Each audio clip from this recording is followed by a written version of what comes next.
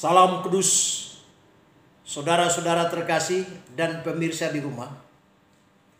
Saya ingin menyampaikan satu topik pelajaran yang sangat dibutuhkan oleh semua orang. Saya tahu bahwa semua manusia, siapapun dia, pasti membutuhkan keselamatan ke surga. Hanya saja banyak orang tidak tahu bagaimana caranya untuk dia masuk surga. Oleh karena itu, saya akan memberikan penjelasan tentang bagaimana orang berdosa bisa terhindar dari lautan api neraka dan bisa jalan menuju ke surga. Semua orang membutuhkan keselamatan. Dan dengan berbagai cara manusia sudah berusaha untuk bisa ke surga dengan usahanya sendiri. Namun saya yakin mereka pasti mengalami hambatan, mereka pasti mengalami tantangan, oleh karena dengan berbagai usaha atau upaya yang telah mereka lakukan, mereka belum meyakini bahwa mereka pasti masuk surga. Kita tahu bahwa halangan ke surga adalah dosa. Dosa adalah satu-satunya penghalang untuk manusia ke surga. Akibat dosa itu maka manusia dengan berbagai upaya berusaha untuk ke surga tidak akan sampai. Manusia tidak bisa ke surga dengan berbuat baik. Kenapa manusia tidak bisa ke surga dengan berbuat baik? Yesaya 64 ayat yang ke-6 mengatakan, "Demikianlah kami sekalian seperti seorang najis, dan segala kesalehan kami adalah kain kotor."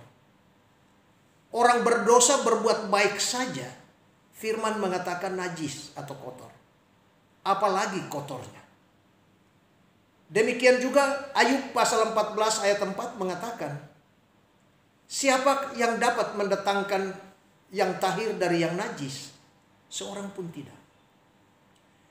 Mengapa perbuatan baik tidak bisa mengantarkan orang berdosa masuk surga? Oleh karena perbuatan baik orang berdosa sekalipun di mata Tuhan itu tetap kotor atau najis. Jadi yang najis itu bukan soal perbuatan baiknya, tetapi karena dari sumber, dari diri sendiri yang berdosa. Jadi orang berdosa, perbuatan yang baik itu sekalipun nampak di mata orang baik, tapi di mata Tuhan tetap itu adalah kotor atau najis. Kesimpulan, manusia tidak bisa ke surga dengan berbuat baik. Yang kedua, orang berdosa berusaha dengan mentaati hukum. Supaya ke surga dia berusaha untuk mentaati hukum. Dia rajin taat beribadah, rajin bersekutu, rajin berdoa dan sebagainya. Tetapi kembali firman Tuhan mengatakan, orang berdosa tidak bisa selamat ke surga karena ketaatan dia pada hukum. Karena yang Tuhan menuntut dari manusia berdosa adalah supaya masuk surga itu harus sempurna. 10 hukum yang Tuhan berikan, tidak boleh langgar satu pun dari hukum itu. Satu hukum salah, semuanya salah. Itu berarti manusia harus dituntut kesempurnaan. Pertanyaannya adalah, siapakah manusia berdosa di bumi ini yang tidak pernah berbuat salah mulai hari ini sampai mati? Tidak pernah berbohong. Gak ada. Dengan demikian, syarat ke surga dengan mentaati hukum tidak satu pun dipenuhi oleh manusia. Berarti usaha manusia yang kedua gagal menuju surga. Tapi ada usaha yang ketiga yang menurut hemat manusia berdosa, oh dia bisa berusaha. Apa itu? Dengan cara mati syahid. Nah, dia katakan bahwa dengan cara mati syahid dia bisa masuk surga. Sekarang kita uji dari Alkitab. Kita uji dari firman. Apa kata Mazmur 49 ayat 8 dan 9? Tidak seorang pun yang dapat membebaskan diri dan memberikan tebusan kepada Allah ganti nyawa. Karena terlalu mahal harga pembebasan nyawa dan tidak memadai sampai selama-lamanya. Artinya, untuk mati syahid menyerahkan diri dibakar sekalipun, Tuhan bilang tidak bisa. Nyawa kamu itu tidak bisa menjadi jaminan untuk menyelamatkan diri kamu ke sorga. Mengapa demikian? Karena terlalu mahal harga pembebasan nyawa dan tidak memadai sampai selama-lamanya. Dengan demikian, 3 cara atau usaha manusia untuk ke sorga. Dengan berbuat baik tidak bisa. Dengan melakukan hukum Taurat tidak bisa. Dengan cara mati syahid juga tidak bisa. Lalu pertanyaannya adalah, bagaimana supaya orang berdosa itu bisa ke sorga? Supaya orang berdosa bisa ke sorga, satu-satunya jalan hanya lewat Yesus. Yohanes 14 ayat 6 firman Tuhan berkata, Akulah jalan dan kebenaran dan hidup. Tidak ada seorang pun yang sampai kepada Bapa kalau tanpa lewat Yesus. Artinya jalan ke sorga itu hanya satu-satunya jalan lewat Yesus. Mengapa harus melalui Yesus? Karena firman Tuhan dalam Yohanes 1 ayat 29 mengatakan, Yesus adalah anak domba Allah yang menghapus dosa dunia. Itulah sebabnya di dalam 1 Timotius pasal 1 ayat 15 firman Tuhan katakan, perkataan ini benar dan patut diterima sepenuhnya. Kristus Yesus datang ke dunia ini untuk menyelamatkan orang berdosa. Jadi Yesus adalah satu-satunya jalan. Yesus adalah juru selamat. Yesus adalah penebus dosa. Dia datang dari sorga untuk menyelamatkan orang berdosa. Yesus datang bukan untuk menyelamatkan orang beragama. Yesus datang bukan untuk menyelamatkan sekelompok orang. Yesus datang untuk menyelamatkan orang berdosa. Jadi jika Anda dan saya berdosa, Yesus datang untuk saya dan Anda. Karena itu, Yesus yang datang sudah mengorbankan tubuh, nyawa, dan darahnya. Peristiwa yang terjadi kurang lebih 2000 tahun yang lalu. Melalui pengorbanannya di salib.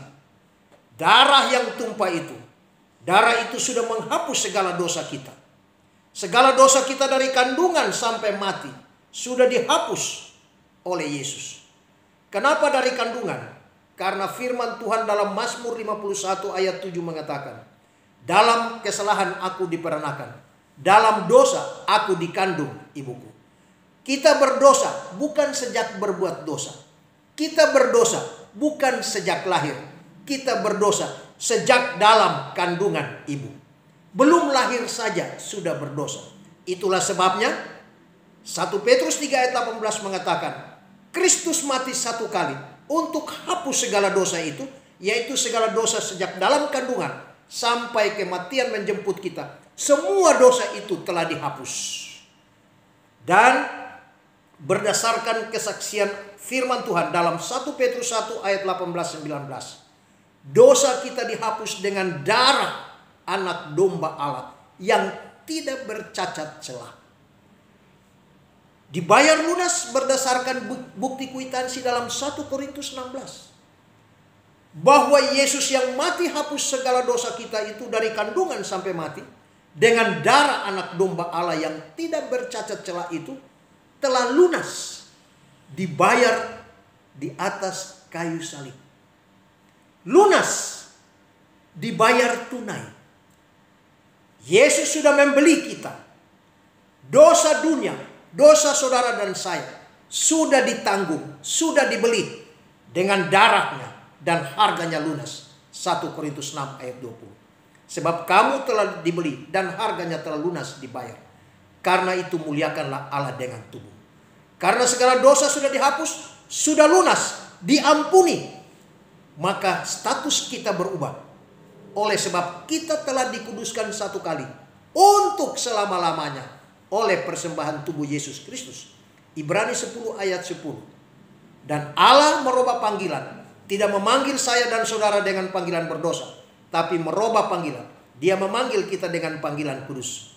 2 Timotius 1 ayat 9. Dan orang-orang kudus itulah adalah jemaat Allah. 1 Korintus 1 ayat yang kedua. Nah, setelah kita menjadi orang kudus, tentu kitalah yang memiliki kepastian keselamatan ke sorga. Roma pasal 5 ayat 8 sampai 10.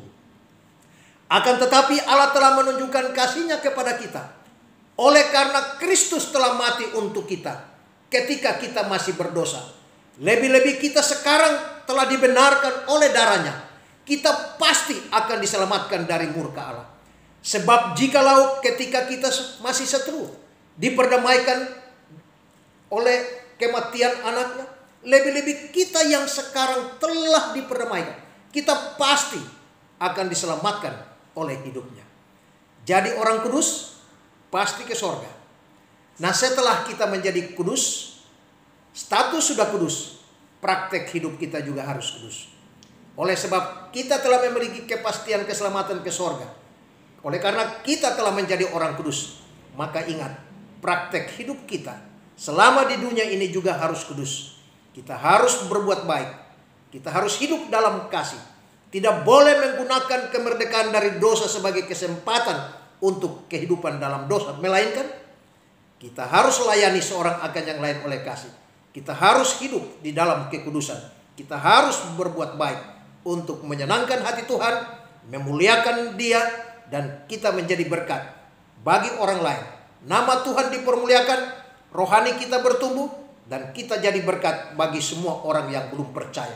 Dengan demikian, orang yang mendengar Injil Kristus, Injil keselamatan, mereka juga memperoleh jalan ke sorga, sama seperti kita yang sudah memiliki kepastian keselamatan ke sorga. Demikianlah pelajaran singkat ini kiranya menjadi berkat bagi saudara-saudara kita yang merasa diri berdosa. Percayalah, dosa saudara sudah diampuni, dosa saudara sudah dihapus, lunas, dan saudara telah dikuduskan satu kali untuk selama-lamanya. Dan kapanpun saudara meninggalkan dunia, pasti masuk surga. Amin.